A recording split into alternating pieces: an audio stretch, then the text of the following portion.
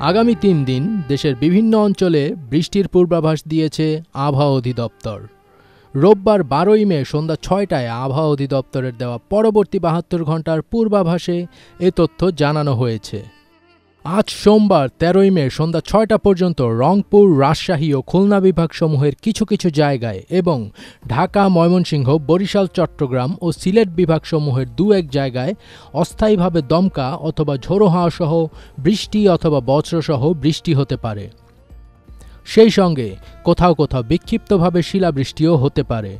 সারা দেশে দিনের তাপমাত্রা সামান্য বৃদ্ধি পেতে পারে এবং রাতের তাপমাত্রা প্রায় অপরিবর্তিত থাকবে। আগামীকাল মঙ্গলবার সন্ধ্যা ৬টা পর্যন্ত রংপুর, রাজশাহী, ঢাকা, ময়মনসিংহ ও সিলেট বিভাগসমূহের দু-এক জায়গায় অস্থায়ীভাবে দমকা অথবা ঝোড়ো হাওয়া সহ বৃষ্টি অথবা বজ্রসহ বৃষ্টি হতে পারে। প্রিয়জনের অনুভূতি বোঝেন আপনি, আর আপনার প্রয়োজন বোঝে ওয়ালটন স্মার্ট ফ্রিজ। সারা দেশে দিন এবং রাতের তাপমাত্রা সামান্য বৃদ্ধি পেতে পারে। বুধবার ১৫ই মে সন্ধ্যা ৬টা পর্যন্ত রংপুর ও রাজশাহী বিভাগসমূহের দু-এক জায়গায় অস্থায়ীভাবে দমকা অথবা ঝোড়ো হাওয়া সহ বৃষ্টি অথবা বজ্রসহ বৃষ্টি হতে পারে।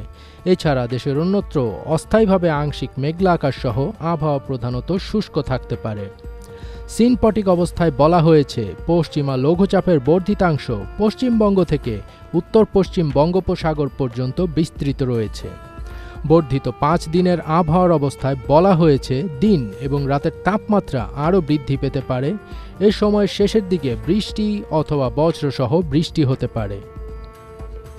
ফাজবির তাজ, ATN বাংলা।